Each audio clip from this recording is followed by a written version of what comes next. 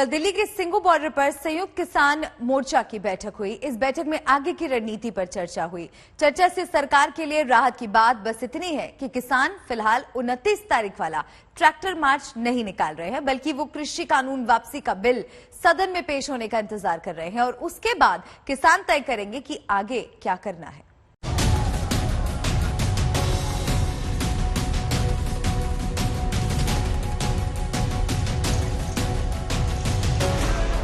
किसान आंदोलन का ये मोर्चा अभी दिल्ली की सीमाओं को बांधे ऐसे ही खड़ा रहेगा।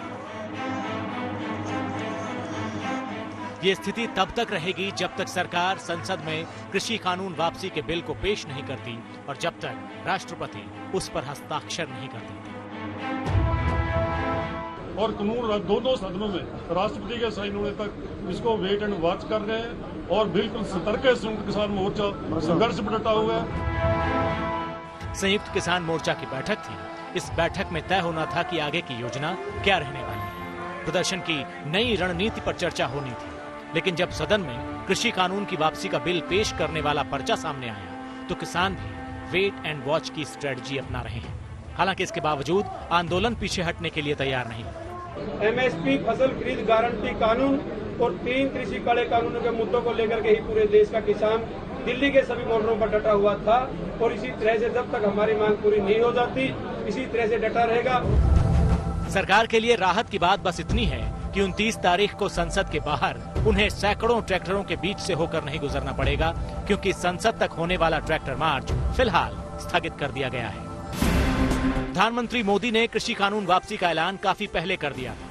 उम्मीद थी कि किसान अब शांति से घर लौटेंगे, लेकिन किसानों ने बिना कागजी कार्रवाई के किसी भी बात पर विश्वास करने से इनकार किया। किसानों ने इशारों ही इशारों में कहा कि अगर सरकार डाल तो किसान पात। जैसे जैसे सरकार अपने कदम बढ़ाएगी वैसे वैसे किसान भी अपनी चाल ढाल बदलेंगे। हमारी संघर्ष की जो तलवार है वो सरकार पर खड़ी है, लटक रही है। संघर्ष नहीं हटेगा। अगर उनसे वो पीछे हटेंगे तो संघर्ष तो चल रहा है। 3 कृषि कानून की वापसी के ऐलान के बाद किसानों ने नई मांगों की लिस्ट दी थी और इसके अलावा पीएम के नाम एक चिट्ठी भी लिखी थी। किसानों की मांग है कि इस चिट्ठी का जवाब भी दिया जाए, क्योंकि चिट्ठी के जवाब के आधार पर आगे की योजना तय है। तो 29 तारीख का संसद मार्च का कार्यक्रम स्थगित है, खत्म नहीं है। हम इस पर 4 तारीख को फैसला लेंगे। अगर 4 तारीख तक जो चिट्ठी दी गई है प्रधानमंत्री जी को, उस चिट्ठी पर प्रधानमंत्री जी का सार्थक जवाब नहीं आया कि बगैर MSP के मोर्चा वापस नहीं जाएगा। किसानों ने अपनी मांगों में कोई बदलाव नहीं किया है, बस जो भी मांगे रखी थी उनको सरकार से लागू करने की सिफारिश की है। किसानों की मांगों की लिस्ट में MSP कानून है, मृतक आंदोलनकारी किसानों के परिवार के पुनर्वास की मांग है, किसानों पर दर्ज केस हटाए जाने की बात है, आंदोलन स्थल पर स्मारक बनाए जाने की बात है, केंद्रीय मंत्री अजय मिश्र टेनी को बर्खास्त किए जाने की मांग है और बिजली पराली बिल रद्द किए जाने की बात है। हमने 6 मांगे लिख के सरकार के पास भेजी थी कि जो अभी पेंडिंग है उन पे सरकार ने अभी तक कोई बात नहीं की है। कमेटी गठन करेंगे कहा है कि उस पे आप लोग सब बातचीत करें। क्या कमेटी गठित करेंगे? क्या हम उनके ऊपर दोबारा आंदोलन करें? क्या कमेटी गठित करेंगे? किसकी कमेटी गठित करेंगे? कितने दिन में वो फैसला देगी? ये सभी बात कौन बताएगा? ऐसे कमेटी गठित करेंगे, इससे कोई बात नहीं हुई ना। बताएं भी ये आदमी इधर से होंगे, ये आदमी इधर से होंगे, इतने दिन में एक कमेटी बताएगी, इसके क्या क्या पॉइंट होंगे।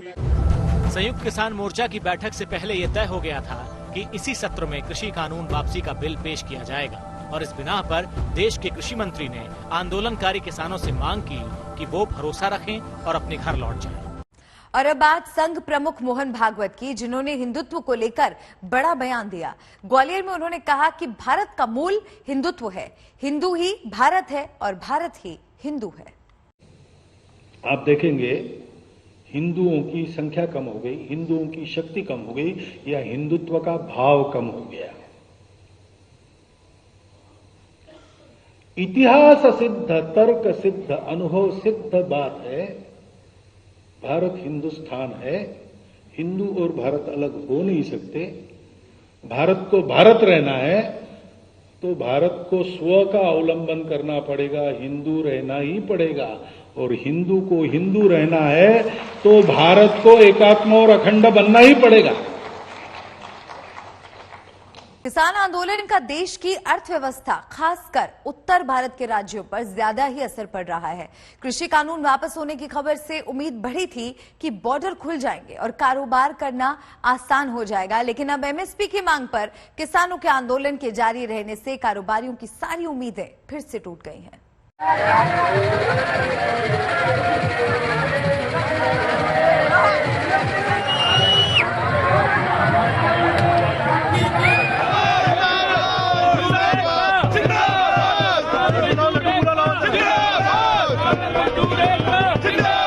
कृषि कानूनों को लेकर सरकार के यू टर्न लेने के बावजूद किसान आंदोलन खत्म करने को तैयार नहीं है। नतीजा ये है कि दिल्ली से लगे बॉर्डर पर किसानों का धरना जारी है। इससे कारोबार जगत को भारी नुकसान हो रहा है। कुछ समय पहले एसोचैम ने दावा किया था कि किसान आंदोलन से पंजाब, हरियाणा, हिमाचल प्रदेश और जम्मू कश्मीर जैसे राज्यों को रोजाना 3500 करोड़ का नुकसान हो रहा है। इन राज्यों की इकॉनमी खेती, फूड प्रोसेसिंग, कपास, pharma, machinery, tourism, hospitality, transport जैसे सेक्टर्स पर आधारित है। ऐसे में इस आंदोलन से उत्तर भारत के कई राज्यों की कमर टूट गई है। सरकार ने जब कानून वापस लेने का ऐलान किया तो माना जा रहा है कि अब किसान धरना प्रदर्शन खत्म करते वापस लौट जाएंगे। इससे कारोबार जगत भी उत्साहित था। अब फिर से दिल्ली की सीमाओं से आना जाना आसान होगा और सुस्त पड़े काम धंधे फिर से स्पीड पकड़ सकेंगे। इसके ऊपर भी इफेक्ट आएगा। इससे ये इकोनॉमी अर्थव्यवस्था अच्छी होगी और जो फैक्ट्रियां बंद पड़ी हैं हर बॉर्डर के ऊपर आया जाए आना जाना की वजह से व्यापारी आदमी सफर नहीं कर पाता, उसकी वजह से वो सारा ठीक होगा। और इसमें जो है ना, मुझे लगता है कि आने वाले टाइम पे इंडस्ट्री ठीक होगी, इसके ऊपर अर्थव्यवस्था बेटर होगी पहले से। कारोबारियों की ये उम्मीद अभी भी अधूरी रह गई है।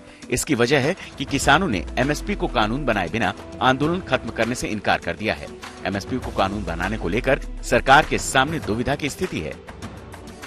एमएसपी पर सभी फसलों का भुगतान करने के लिए सरकार गारंटी देने लायक रकम का इंतजाम नहीं कर पाएगी। वहीं कृषि एक्सपर्ट्स का कहना है कि अगर किसानों को फसल का मूल्य लागत से कम मिलेगा तो फिर वो कैसे मुनाफा हासिल करेंगे। जो भी कोई प्रोडक्ट बनाता है उस पर अपना मार्जिन रख के वो बाजार में अपनी चीज को बेचता है। किसान की मजबूरी क्या है कि किसान जब फसल उगाता है तो जब बाजार में जाता है बाजार उसकी कीमत को तय करता है। प्रॉब्लम यहीं पर पैदा होती है कि किसान इतनी मेहनत से और इतनी लागत के साथ, आजकल मजदूरी, बिजली और खाद बीज सब महंगे हैं, और उसके साथ जब फसल उगा के बाजार में पहुंचता है और उसकी लागत भी अगर उसे नहीं मिलती तो अगली फसल के लिए फिर उसे कर्जा लेना पड़ता है। जमीन को खाली तो छोड़ नहीं सकते हैं। तो इसीलिए किसानों की ये मुख्य मांग है कि एमएसपी सरकार तय करे। जाहिर है कि किसानों की मांग को सरकार एकदम से खारिज नहीं कर सकती। साथ ही धरना जारी रहना भी कोरोना में पस्त हुई इकोनॉमी की सेहत के लिए खतरनाक है। ऐसे में सरकार को जल्द से जल्द इस मुद्दे का समाधान खोजना होगा। आज तक ब्यूरो। कोरोना है कि दुनिया का पीछा छोड़ने का नाम ही नहीं ले रहा। अभी कोरोना वायरस के डेल्टा वेरिएंट से दुनिया निपट भी नहीं पाई है कि कोरोना का नया वेरिएंट पैदा हो गया है जिसका नाम है ओमिक्रॉन। वैज्ञानिक कह रहे हैं कि ये नया वेरिएंट डेल्टा से भी ज्यादा संक्रामक है, यानी तेजी से फैलता है। विश्व स्वास्थ्य संगठन ने भी इसे वेरिएंट ऑफ कंसर्न घोषित कर दिया है। ऐसे में आपको कोरोना के इस नए वेरिएंट से खबरदार रहने की जरूरत है। यहाँ पे एडमिट है, उनकी जो अटेंडेंस है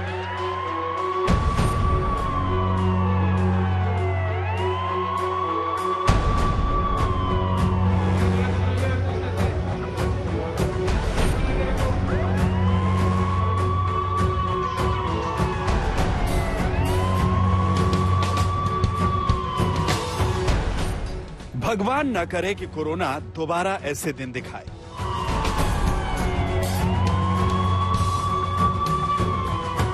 लेकिन कोरोना वायरस अपने पुराने दिनों में लौटने के लिए नया रूप ले चुका है। कोरोना के इस नए रूप का जन्म हुआ है दक्षिण अफ्रीका में।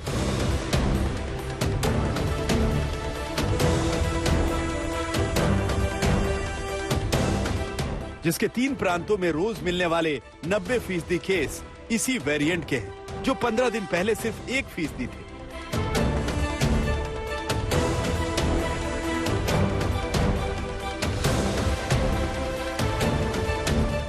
दक्षिण अफ्रीका में इस नए वेरिएंट के 77 केस आ चुके हैं। इसके अलावा अफ्रीकी देश बोत्सवाना में 3 केस, इजराइल में 2, हांगकांग में 1 केस सामने आया है, जबकि बेल्जियम पहला यूरोपीय देश है जहां ओमिक्रॉन वेरिएंट का पहला केस दर्ज हुआ है।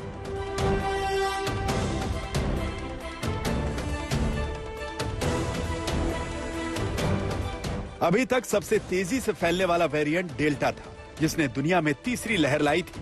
अब पूरी दुनिया ओमिक्रॉन वेरिएंट के दहशत में है। WHO is closely monitoring the recently reported variant B11529. Early analysis show that this variant has a large number of mutations that require and will undergo further study. It will take a few weeks for us to understand what impact this variant has. WHO recommends that countries continue to apply a risk-based and a scientific approach when implementing travel measures. America, Canada, Britain, Saudi Arab, Japan, रूस, Australia भी उन देशों में शामिल है जिन्होंने नए variant के मद्देनजर अफ्रीकी देशों में ट्रेवल बैन किया है। यूरोपीय यूनियन के सभी 27 देशों ने 7 अफ्रीकी देशों में उड़ानों पर रोक लगा दी है।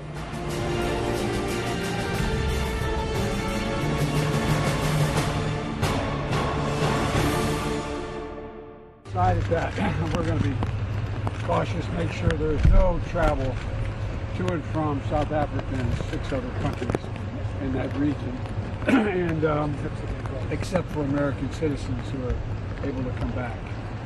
But we don't know a lot about the variant, except that it is a great concern. It seems to spread rapidly, and The European Commission has today proposed to member states to activate the emergency brake on travel from countries in southern Africa and other countries affected to limit the spread of the new variant.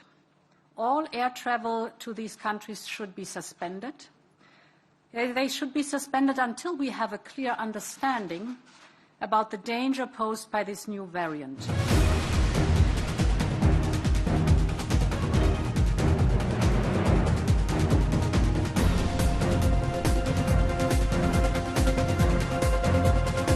नए variant से दुनिया डरी हुई है और ये डर जायज भी है, क्योंकि कोरोना वायरस ने ऐसे ऐसे रूप दिखाए हैं जिनसे निपटने में दुनिया भर के देशों ने बुरे दिन देखे। लेकिन साउथ अफ्रीका ट्रेवल बैन को लेकर चिंतित है।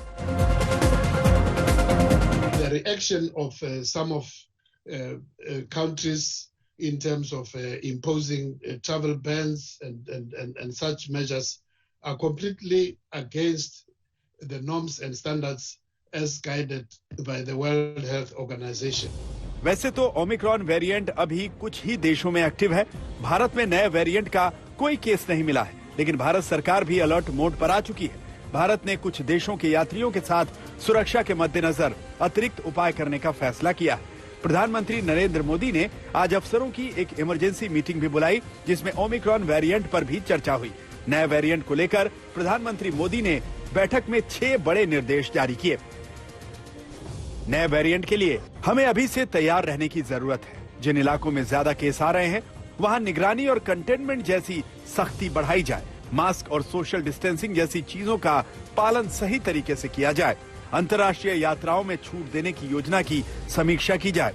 कोरोना वैक्सीन की दूसरी डोज की कवरेज बढ़ाने पर फोकस करना चाहिए और राज्यों को इस बात का ध्यान देना होगा कि जिन्हें पहली डोज मिल गई, उन्हें दूसरी डोज समय पर दे दी जाए। डेल्टा वेरिएंट के कहर से भारत ने जो सबक लिए हैं, अब नए वेरिएंट को काबू में करने के लिए जरूरी है कि वो सबक याद रखे जाएं।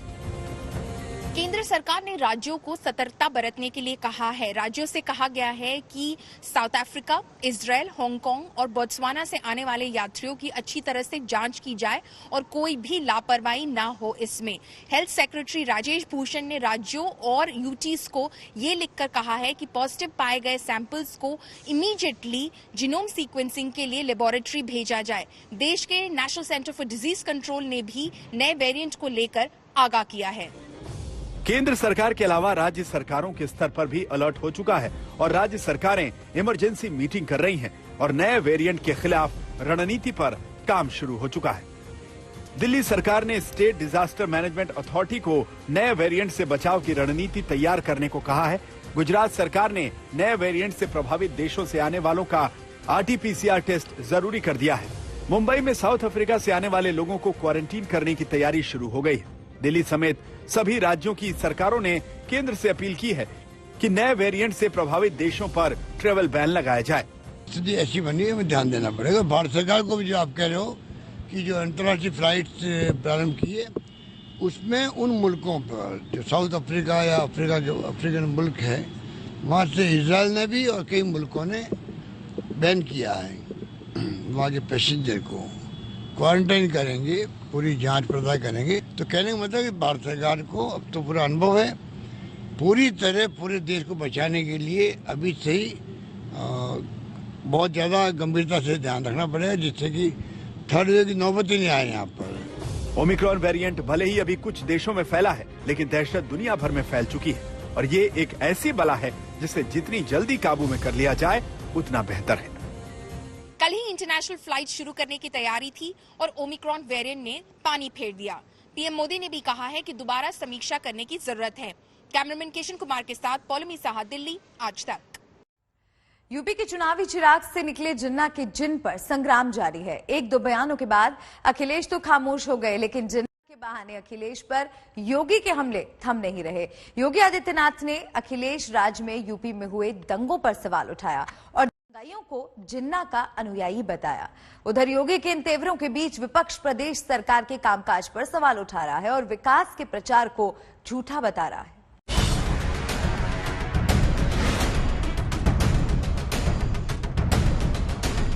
ये दंगाई है, जिन्ना के अनुयायी हैं। योगी जी, मोदी जी, भाजपा के सब नेता यहाँ आकर मंच पर खड़े होकर आपके सामने झूठा प्रचार करते हैं। इनके दोहरे चरित्र में कमी बताना, उनके बहकावे में कमी बताना, क्योंकि इन लोगों के बयानों से तो गिरगिट भी कभी कभी शर्मा जाएगा। अयोध्या का मंदिर, भगवान राम का नाम, विकास के दावे, सरकार का तमाम काम। जिन्ना पर जंग, दंगाई बताकर तंज। यूपी के चुनावी माहौल में दिख रहे हैं सियासत के सब रंग और इन्हीं अलग अलग रंगों के जरिए हर दल अपनी राजनीति चमका रहा है, विरोधियों की कमियां गिना रहा है, हर मुद्दे को हमले का हथियार बना रहा है। जिन्ना का नाम तो पहले ही यूपी चुनाव में गूंज रहा था। अब योगी आदित्यनाथ ने विरोधियों पर हमले का एक और कदम बढ़ाया, दंगाइयों को जिन्ना का अनुयायी बताया, समाजवादी सरकार में प्रदेश में हुए दंगों का मुद्दा उठाया। याद करिए, जिन आतंकवादियों ने मर्यादा पुरुषोत्तम भगवान श्री राम की जन्मभूमि पर हमला किया था, उन आतंकवादियों के मुकदमों को बड़ी बेशर्मी के साथ पिछली सरकारों ने वापस लेने का कार्य करने की शरारत रची थी, वो तो धन्यवाद है इलाहाबाद उच्च न्यायालय को, जिन्होंने प्रदेश सरकार की इस मंशा को पूरा नहीं होने दिया था। और भाइयों बहनों, जो ये दंगाई हैं, जिन्ना के अनुयायी हैं, ये गन्ने की मिठास को क्या समझ पाएंगे। मौका तो था बलरामपुर शुगर मिल के इथेनॉल प्लांट के उद्घाटन का। इस मौके पर भी विरोधी योगी आदित्यनाथ के निशाने पर रहे। मंच से योगी ने कांग्रेस पर वार किया, बुआ बबुआ वाला तंज कस के मायावती अखिलेश पर प्रहार किया। ये काम पहले भी हो सकता था। आखिर किसने रोका था कांग्रेस को, किसने रोका था बबुआ को और किसने रोका था बुआ को? तो पहले भी थे ना, इनको तो पूरा मौका मिला था ना प्रदेश में कार्य करने का, लेकिन नहीं, पहले विकास के लिए नहीं काम होता था, भाई भतीजे बात के लिए काम होता था, अपना पराया था, जाति के नाम पर आते थे, क्षेत्र के नाम पर आते थे, बेईमानी और भ्रष्टाचार फैलाते थे, दंगा करवाते थे। इनके दोहरे चरित्र में कभी मत आना, उनके बहकावे में कभी मत आना, क्योंकि इन लोगों के बयानों से तो गिरगिट भी कभी कभी शर्मा जाएगा। यूपी के पूर्वी इलाके में योगी रैलियों में अपने काम गिना रहे थे, अखिलेश और मायावती के शासन का हिसाब बता रहे थे। तो उधर बुंदेलखंड की जमीन पर बीजेपी के विरोध का मंच सजा था। महोबा की प्रतिज्ञा रैली में प्रियंका पहुंची तो योगी सरकार के कामों पर सवाल किया, विकास के हर दावों का झूठा प्रचार बता दिया। योगी जी, मोदी जी, भाजपा के सब नेता यहाँ आकर मंच पर खड़े होकर आपके सामने झूठा प्रचार करते हैं, बड़े बड़े वचन लेके जाते हैं। आपने अब खुद परख लिया है कि उन वचनों को किस तरह से वो निभाते हैं। चुनावी माहौल के बीच प्रियंका किसानों का जिक्र करने से भी नहीं चूकी। खाद पानी का मुद्दा उठाया, योगी राज में किसानों को कर्ज में डूबा बताया। देखा कि बहुत बढ़िया है जेवर का एयरपोर्ट, पता चला चीन की फोटो है। और नोएडा में शिलान्यास करने गए थे, चाइना के एयरपोर्ट की फोटो लगाते हैं, अमेरिका की फैक्ट्रियों की फोटो लगाते हैं अपने विज्ञापनों में, आंध्र प्रदेश के बांध की फोटो लगाते हैं। तो इनको तो कोई परवाह ही नहीं है कि सच्चाई बोलनी चाहिए जब जनता के सामने आते हैं। योगी सरकार के विकास के दावों पर ऐसे ही सवाल अखिलेश यादव भी पूछ रहे हैं और समाजवादी पार्टी की विजय रथ यात्रा लेकर जनता के बीच पहुंच रहे हैं।